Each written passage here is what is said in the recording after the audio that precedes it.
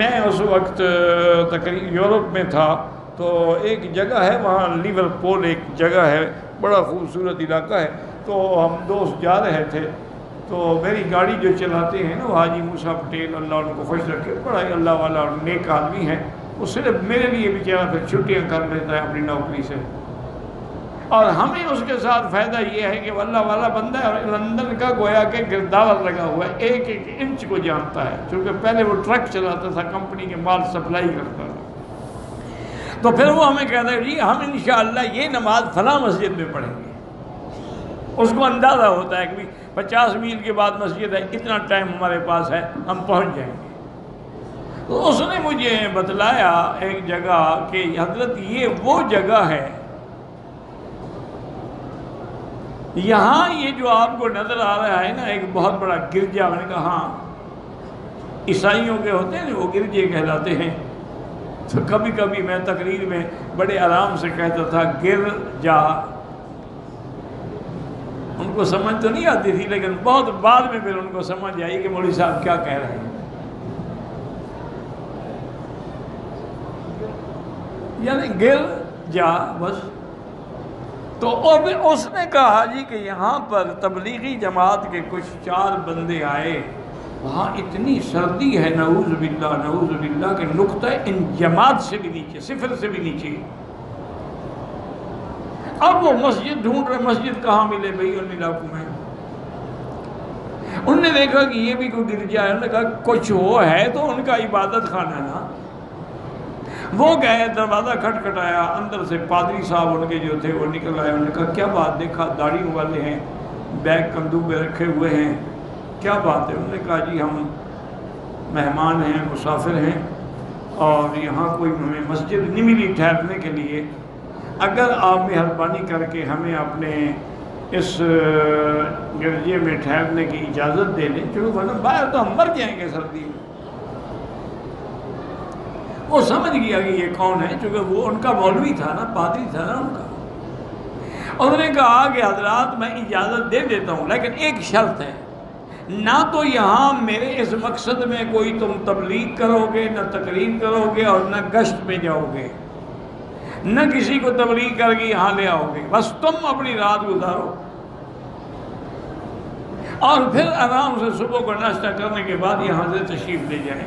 اور یہ سارا کچن ہے، اس میں ہر چیز موجود ہے، ہر چیز جو مرضی ہے پکاؤ کھاؤ، اس کی بھی تمہیں اجازت ہے۔ انہوں نے کہا جی ہمیں ٹھیک ہے، شرط منظور ہے۔ ہم نے تو رات گزارنی ہے، کہاں ہم گشت پہ جائیں گے اور کہاں کسی کو یہاں لے آئیں گے۔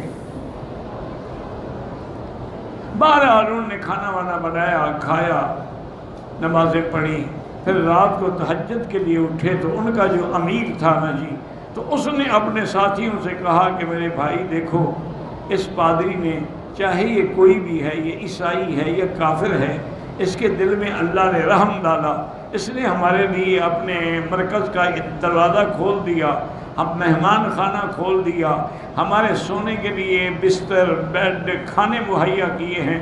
اب تم دعا کرو، اللہ سے رو رو کے گڑ گڑا کے کیا اللہ اس کے لیے بھی جنت کا دروازہ کھول دے۔ اب وہ رو رہے ہیں اور دعائیں کر رہے ہیں، دعائیں کر رہے ہیں۔ وہ پادری جو تھا نا وہ چھپ کے سن رہا ہے، یا اس نے کوئی سسٹم ایسا رکھا ہوا تھا کہ وہ سن لیتا تھا۔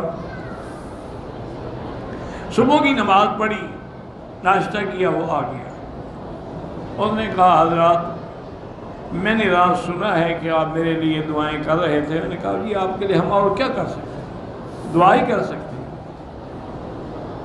انہوں نے کہا اچھا بات سنو، مجھے کلمہ پڑھا دو۔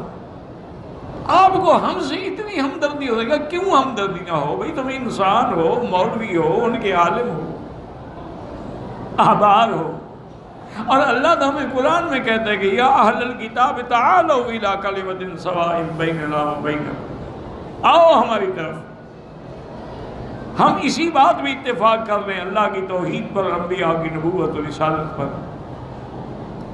تو اس نے کہا دیکھو میری ایک شرط ہے کہ میرے اسلام کے بارے میں کسی کو بتلانا نہیں۔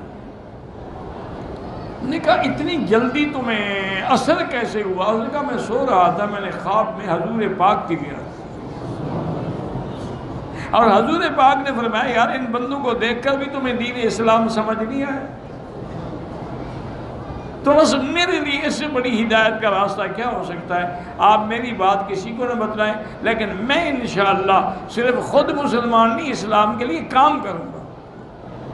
انہوں نے کہا جی اس بندے نے اتنی محنت کی کہ اپنے پورے حلقے کو کلمہ پڑھا دیا، اور آج ان کے اسی مرکز سے لاکھوں پاؤنڈ جو ہے ہمارے مدرسوں کو اور دینی اداروں کو چندہ جاتا ہے۔ اب اس نے اعلان کر دیا ہے کھل کے، جب اس کے سارے نوازی ٹھیک ہو گئے پھر اس کو کسی کا کیا ڈر تھا؟ تو اس لیے جب آپ ہمدردی کریں گے تو اس وقت اثر ہوگا۔